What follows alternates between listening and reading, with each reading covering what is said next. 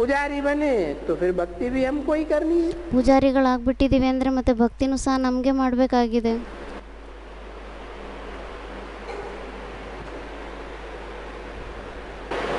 और तो कोई को नहीं करनी है। ಬೇರೆ ಅಂತೂ ಯಾರಿಗೂ ಮಾಡಬೇಕಾಗಿಲ್ಲ. ये भारतवासी जिसको कहा जाता है, ಮತ್ತೆ ಈ ಭಾರತವಾಸಿಗಳು ಅಂತ ಯಾರಿಗೆ ಹೇಳಲಾಗುತ್ತೆ, हमको ही भक्ति करनी है। ನಮಗೆ ಭಕ್ತಿ ಮಾಡಬೇಕಾಗಿದೆ.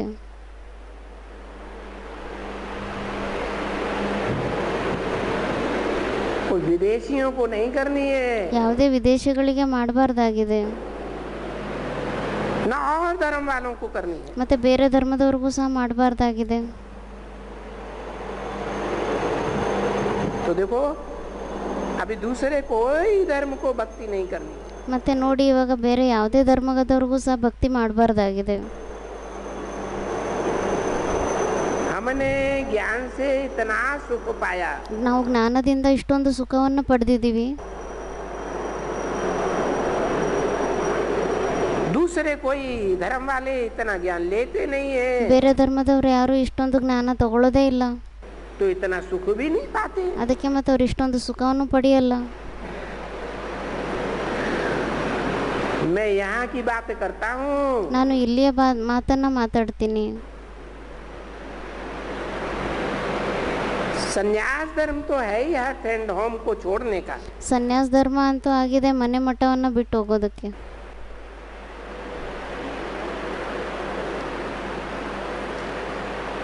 उनको तो वहाँ ही जंगल में जाना है। ಅವರಿಗಂತೂ ಅಲ್ಲೇ ಕಾಡಲ್ಲಿ ಹೋಗ್ಬೇಕಾಗಿದೆ. हाँ, वो पवित्रता की ताकत की मदद बहुत करते हैं। ಹಾ, ಅವರು ಪವಿತ್ರತೆ ಶಕ್ತಿಯ ಸಹಯೋಗ ತುಂಬಾ ಕೊಡ್ತಾರೆ. बाप ने समझाया है ಮತ್ತೆ ತಂದೆ ತಿಳಿಸಿದ್ದಾರೆ, कि वो छोड़ करके पवित्र रह करके, ಮತ್ತೆ ಅದನ್ನ ಬಿಟ್ಬಿಟ್ಟು ಪವಿತ್ರರಾಗಿದ್ಬಿಟ್ಟು ये पवित्रता की मदद बहुत की है। ಈ ಪವಿತ್ರತೆ ಸಹಯೋಗವನ್ನ ತುಂಬಾ ಮಾಡಿದ್ದಾರೆ. नहीं तो अपवित्र होने के कारण भारत बहुत हिल जाता। ಇಲ್ದಿದ್ರೆ ಅಪವಿತ್ರ ಆಗಿರೋ ಕಾರಣದಿಂದ ಭಾರತ ತುಂಬಾ ಅಲ್ಲಾಡ್ಬಿಡ್ತಾ ಇತ್ತು. देखो अभी भी बहुत पतित बन गए हैं ना। ಮತ್ತೆ ನೋಡಿ, ಇವಾಗೂ ಸಹ ತುಂಬಾ ಪತಿತರಾಗ್ಬಿಟ್ಟಿದ್ದಾರೆ ಅಲ್ವಾ.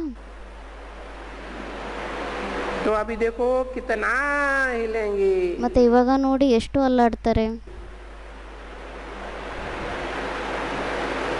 कितने विनाश में हिलेंगे। ವಿನಾಶದಲ್ಲಿ ಎಷ್ಟು ಅಲ್ಲಾಡ್ತಾರೆ. तो ये सभी आग लगेगी। ಮತ್ತೆ ಇದೆಲ್ಲ ಬೆಂಕಿ ಹತ್ಕೊಂಡ್ಬಿಡುತ್ತೆ. तो देखो ये हिलने डुलना टू मच हो गया ना। ಮತ್ತೆ ನೋಡಿ, ಇದು ಅಲ್ಲಾಡೋದೆಲ್ಲ ಟೂ ಮಚ್ ಆಗ್ಬಿಟ್ಟಿದೆ ಅಲ್ವಾ. बहुत पतित हो गए तो अब आग लगेगी। ತುಂಬಾ ಪತಿತರಾಗ್ಬಿಟ್ಟಿದ್ದಾರೆ, ಅದಕ್ಕೆ ಮತ್ತೆ ಇವಾಗ ಬೆಂಕಿ ಹತ್ಕೊಂಡ್ಬಿಡುತ್ತೆ. अच्छा, ये आग क्यों लगेगी? ಅಚ್ಚಾ, ಮತ್ತೆ ಈ ಬೆಂಕಿ ಯಾಕೆ ಹತ್ಕೊಳ್ಳುತ್ತೆ?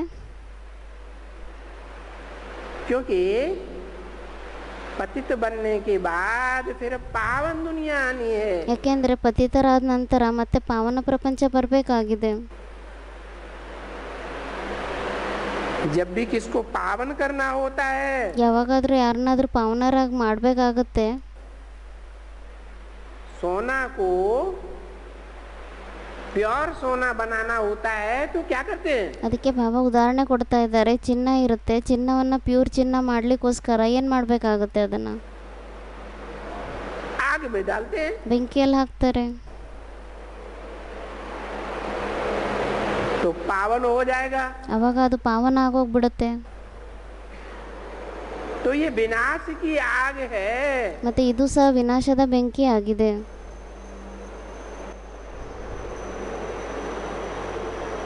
और ये विनाश की आग भी यहाँ भारत में बहुत। ಮತ್ತೆ ಈ ವಿನಾಶದ ಬೆಂಕಿನೂ ಸಹ ಇಲ್ಲಿ ಭಾರತದಲ್ಲಿ ತುಂಬಾ ಇದೆ.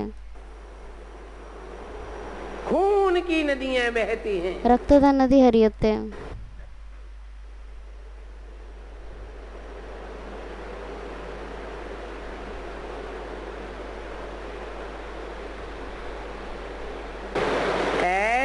आग लगती है ಆ ಥರ ಬೆಂಕಿ ಹತ್ಕೊಳ್ಳುತ್ತೆ. कि आग में डालने से चीज शुद्ध हो जाती है. ಆ ಬೆಂಕಿಯಲ್ಲಿ ಹಾಕೋದ್ರಿಂದ ವಸ್ತು ಶುದ್ಧ ಆಗೋಗ್ಬಿಡುತ್ತೆ. बरोबर भक्ति मार्ग में ये दिखलाते भी हैं. ಖಂಡಿತವಾಗಿ ಭಕ್ತಿ ಮಾರ್ಗದಲ್ಲಿ ಇದನ್ನ ತೋರಿಸ್ತಾರೆ. कि होलिका जब होती है ಹೋಲಿಕಾ ಅವ್ರು ಯಾರಿದ್ದಾರೆ ಅವ್ರನ್ನ ಯಾವಾಗ ಬೆಂಕಿ ಬಿಡ್ತಾರೆ तो आत्मा शुद्ध हो जाती है. ಆವಾಗ ಆತ್ಮ ಶುದ್ಧ ಆಗೋಗ್ಬಿಡುತ್ತೆ. और शरीर जल जाता है. ಮತ್ತೆ ಶರೀರ ಸುಟ್ಟೋಗ್ಬಿಡುತ್ತೆ, ಆತ್ಮ ಶುದ್ಧ ಆಗೋಗುತ್ತೆ. यादगार है ना. ನೆನಪಾರ್ತಾ ಇದೆ ಅಲ್ವಾ? वो गोबर की गुलेरियां बनाते हैं. ಗೊಬ್ಬರದ ಚಿಕ್ಕ ಚಿಕ್ಕ ಬೆರಣಿಗಳನ್ನ ಮಾಡ್ತಾರೆ, उनमें धागा डालते हैं. ಮತ್ತೆ ಅದರಲ್ಲಿ ದಾರ ಹಾಕ್ತಾರೆ, गुलेरियां जल जाती हैं. ಅವಾಗ ಬೆರಣಿಗಳೆಲ್ಲ ಸುಟ್ಟೋಗ್ಬಿಡುತ್ತೆ. तो सब शरीर जल जाएंगे. ಮತ್ತೆ ಎಲ್ಲ ಶರೀರನೂ ಸುಟ್ಟೋಗ್ಬಿಡುತ್ತೆ. माने देवान खत्म हो जाएगा. ಅಂದರೆ ದೇಹಾಭಿಮಾನ ನಷ್ಟ ಆಗೋಗ್ಬಿಡುತ್ತೆ. तो फिर इतनी जो आत्माएं हैं वो जल करके क्या होती हैं? ಮತ್ತೆ ಇಷ್ಟೊಂದು ಆತ್ಮಗಳು ಯಾರಿದ್ದಾರೆ ಅವರೆಲ್ಲ ಸುಟ್ಟೋಗ್ಬಿಟ್ಟು ಏನಾಗ್ತಾರೆ? वो तो शुद्ध हो जाती है ना. ಅವರಂತೂ ಶುದ್ಧ ಆಗೋಗ್ತಾರೆ ಅಲ್ವಾ? भले हम वो समझाए देते हैं ಭಲೆ ನಾವು ಆ ಮಾತನ್ನ ತಿಳಿಸ್ಬಿಡ್ತೀವಿ, कि इनको हिसाब किताब भी चुकतू करना होता है. ಇವ್ರಿಗೆ ಲೆಕ್ಕಾಚಾರವನ್ನು ಸಹ ಪೂರ್ತಿ ಮಾಡಬೇಕಾಗುತ್ತೆ. अरे ये बात तो कोई दूसरे नहीं जानते हैं ना. ಅದಕ್ಕೆ ಬಾಬಾ ಹೇಳ್ತಾ ಇದ್ದಾರೆ, ಅರೆ ಈ ಮಾತನ್ನಂತೂ ಬೇರೆ ಯಾರು ತಿಳ್ಕೊಳ್ಳೋದಿಲ್ಲ ಅಲ್ವಾ? ये ऊपर की बातें तो ठीक है ना, ಇದು ಮೇಲಿನ ಮಾತಂತೂ ಸರಿಯಾಗಿದೆ ಅಲ್ವಾ?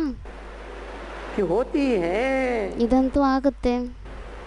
ये दिखलाने के लिए कि आत्मा अमर है, ಅಂದ್ರೆ ಇದು ತೋರಿಸ್ಲಿಕ್ಕೋಸ್ಕರ ಆತ್ಮ ಅಮರ ಆಗಿದೆ, शरीर छूट जाता है. ಶರೀರ ಅಂತೂ ಬಿಟ್ಬಿಡ್ತಾರೆ. फिर जरूर आत्मा को दूसरा शरीर चाहिए. ಮತ್ತೆ ಖಂಡಿತವಾಗಿ ಆತ್ಮನಿಗೆ ಬೇರೆ ಶರೀರ ಬೇಕಾಗಿದೆ. तो होलिका जो ये लगती है, ಮತ್ತೆ ಹೋಲಿಕಾ ಯಾರು ಇವ್ರು ಇರ್ತಾವ ಸುಡ್ತಾರೆ, देखो ये घर घर में दिखलाते हैं. ಮತ್ತೆ ನೋಡಿ ಇದು ಮನೆ ಮನೆಯಲ್ಲೂ ಸಹ ತೋರಿಸ್ತಾರೆ. कितनी जगह में, गांव गांव में, शहर शहर में, ಎಷ್ಟೊಂದು ಜಾಗದಲ್ಲಿ, ಹಳ್ಳಿ ಹಳ್ಳಿಯಲ್ಲಿ, ಪಟ್ಟಣದಲ್ಲೆಲ್ಲ, मोहल्ले मोहल्ले में आग जलाते हैं. ಓಣಿ ಓಣಿಯಲ್ಲೆಲ್ಲ ಬೆಂಕಿ ಹಚ್ತಾರೆ. तो सभी घरों में आग लगेगी. ಮತ್ತೆ ಎಲ್ಲ ಮನೆಗಳಲ್ಲೂ ಬೆಂಕಿ ಹತ್ಕೊಳ್ಳುತ್ತೆ.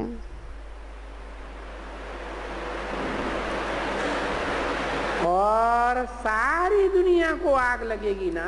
ಮತ್ತೆ ಇಡೀ ಪ್ರಪಂಚಕ್ಕೆ ಬೆಂಕಿ ಹತ್ಕೊಳ್ಳುತ್ತೆ ಅಲ್ವಾ? तो फिर आत्माएं पावन हो जाएंगी. ಅವಾಗ ಮತ್ತೆ ಆತ್ಮಗಳು ಪಾವನರಾಗೋಗ್ತಾರೆ.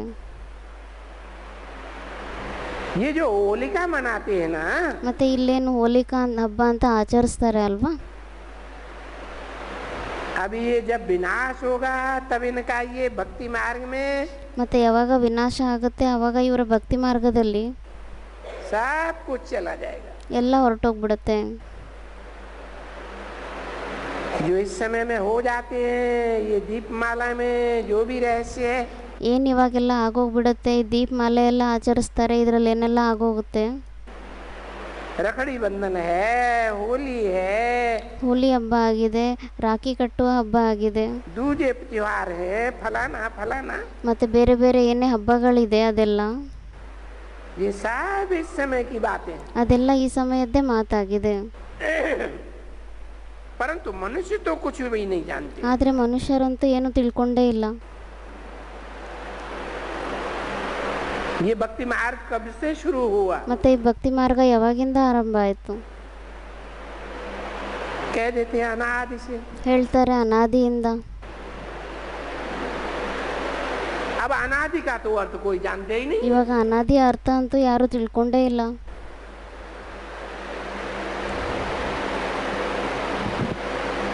हाफ एंड हाफ तो मालूम ही नहीं है।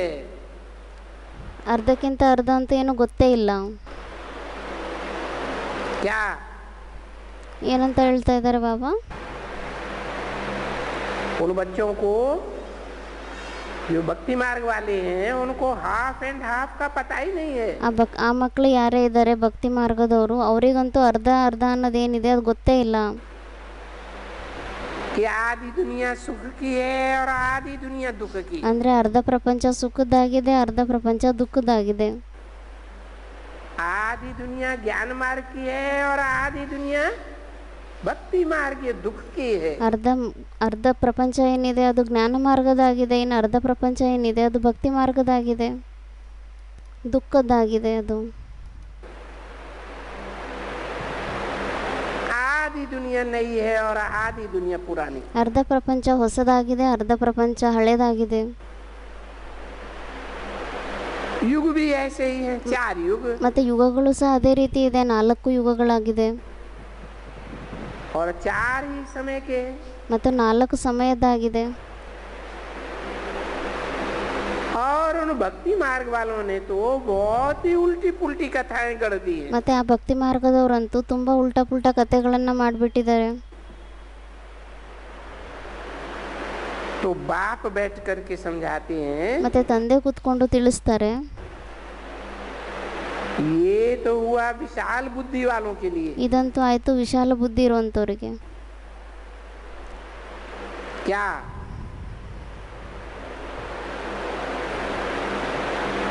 जो भक्ति मार्ग की बातें ಏನಂತ ಹೇಳಿದ್ರು, ಭಕ್ತಿ ಮಾರ್ಗದ ಮಾತುಗಳು ಏನೇ ಇದೆ विस्तार में बाप बैठ करके समझाते हैं. ವಿಸ್ತಾರದಲ್ಲಿ ತಂದೆ ಕೂತ್ಕೊಂಡು ತಿಳಿಸ್ತಾರೆ.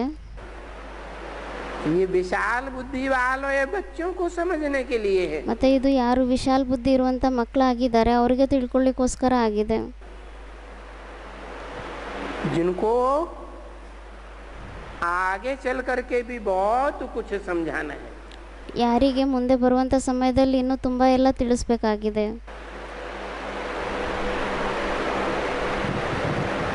फिर भला बताओ थोड़ी बुद्धि वाले कैसे समझावेंगे. ಮತ್ತೆ ಹೇಳಿ, ಕಡಿಮೆ ಬುದ್ಧಿ ಇರುವಂತವರಿಗೆ ಯಾವ ತರ ತಿಳಿಸ್ತಾರೆ? क्यों तो ये तो हुआ तुम्हारे लिए विस्तार. ಯಾಕೆಂದ್ರೆ ಇದಂತೂ ಆಯ್ತು ನಿಮ್ಗೋಸ್ಕರ ವಿಸ್ತಾರ.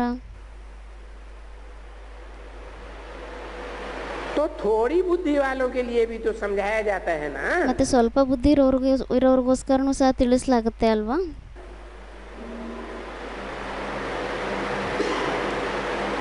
9/1/1966 की वाणी का 5वां पेज.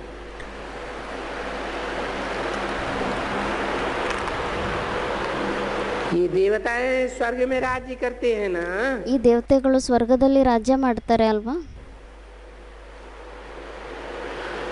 तो उस समय भारत स्वर्ग था. ಮತ್ತೆ ಆ ಸಮಯದಲ್ಲಿ ಭಾರತ ಸ್ವರ್ಗ ಆಗಿತ್ತು. अभी नरक है ना. ಇವಾಗ ನರಕ ಆಗಿದೆ ಅಲ್ವಾ?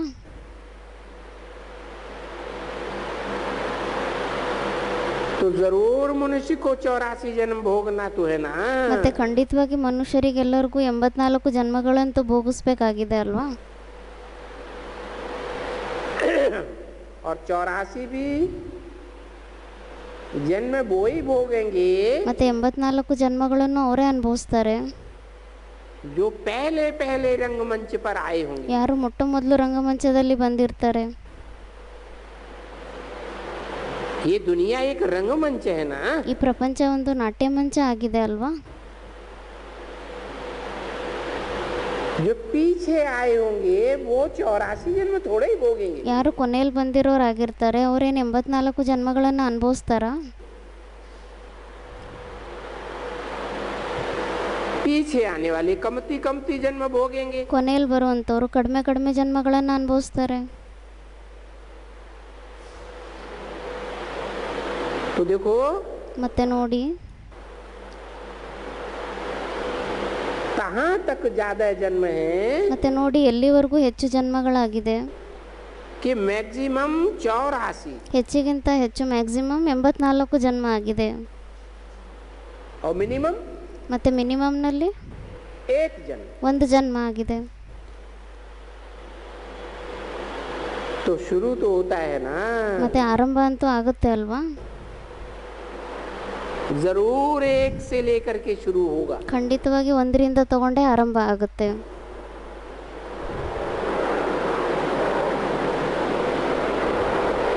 84 से लेकर के चले आओ एक जन्म तक। 84ರಿಂದ ಬಂದ್ಬಿಡಿ ಒಂದರವರೆಗೂ.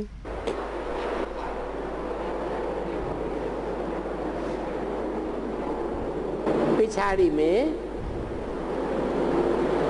अभी जो आएंगे, ಕೊನೆಯಲ್ಲಿ ಯಾರಿವಾಗ ಬರ್ತಾರೆ,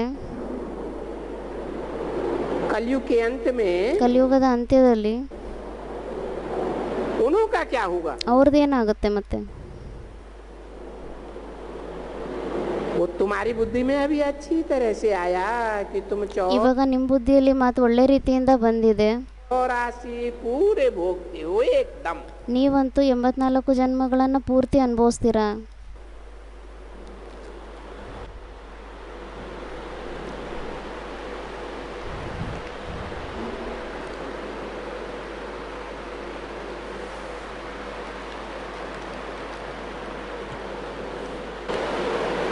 अभी ये तुम्हारा अंतिम जन्म है। ಇವಾಗ ನಿಮ್ದು ಇದು ಅಂತಿಮ ಜನ್ಮ ಆಗಿದೆ. तुम जानते हो कि हमारा अंतिम जन्म है, ನೀವಂತೂ ತಿಳ್ಕೊಂತೀರಾ ಇವಾಗ ನಮ್ದು ಅಂತಿಮ ಜನ್ಮ ಆಗಿದೆ.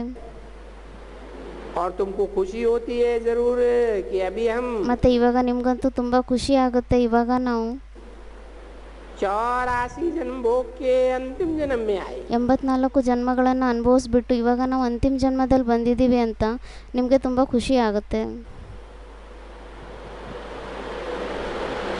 अभी तुमको रंज नहीं होना चाहिए। ಮತ್ತೆ ಇವಾಗ ನಿಮಗೆ ದುಃಖಿ ಆಗಬಾರ್ದಾಗಿದೆ.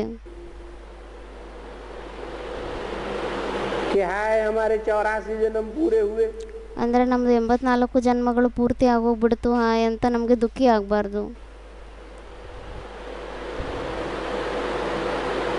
रंज की तो बात ही नहीं। ದುಃಖದಂತೂ ಮಾತೇ ಇಲ್ಲ. इतना पक्का हो जाना चाहिए। ಮತ್ತೆ ಇಷ್ಟು ಪಕ್ಕಾ ಆಗ್ಬಿಡ್ಬೇಕಾಗಿದೆ. क्या कि हमारा अंतिम जन्म ಅಂದರೆ ಇದು ನಮ್ಮ ಅಂತಿಮ ಜನ್ಮ,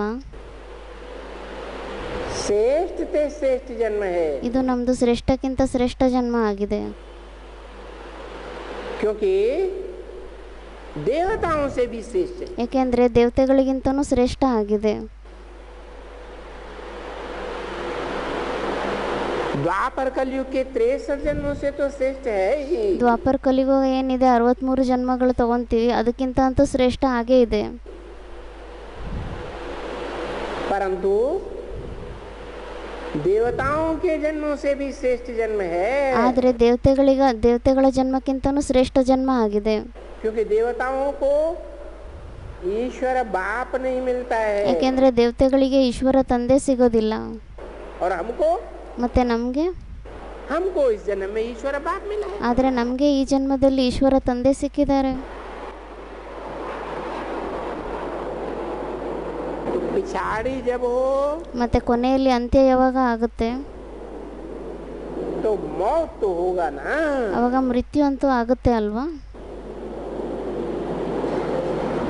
एक आखानी होती है,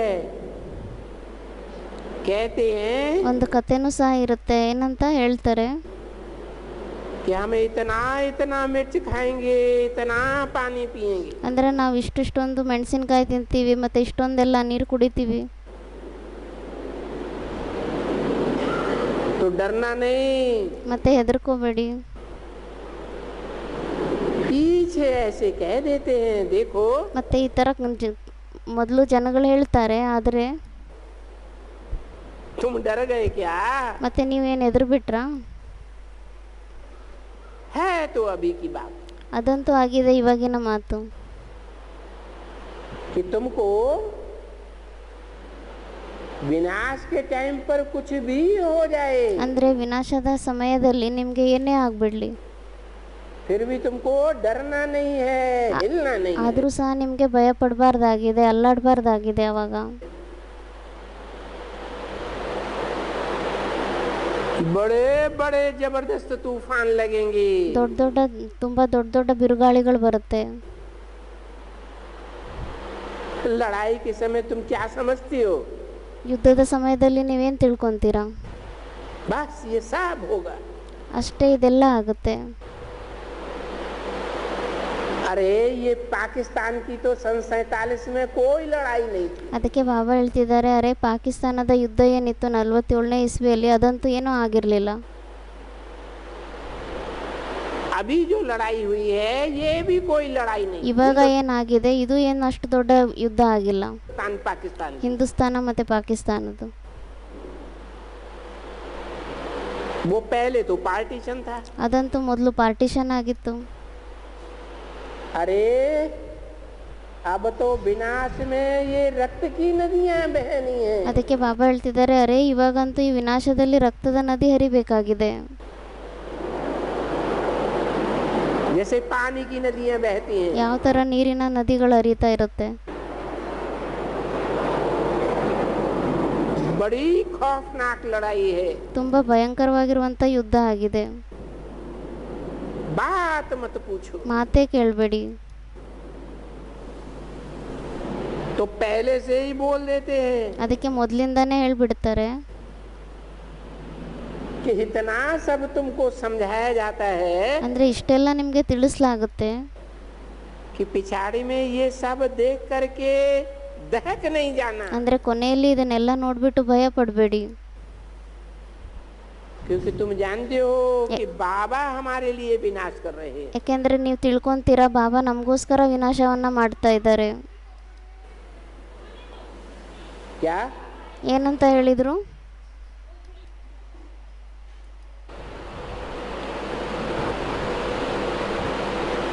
क्यों नहीं हिलना चाहिए? ಯಾಕೆ ಅಲ್ಲಾಡಬಾರ್ದಾಗಿದೆ? है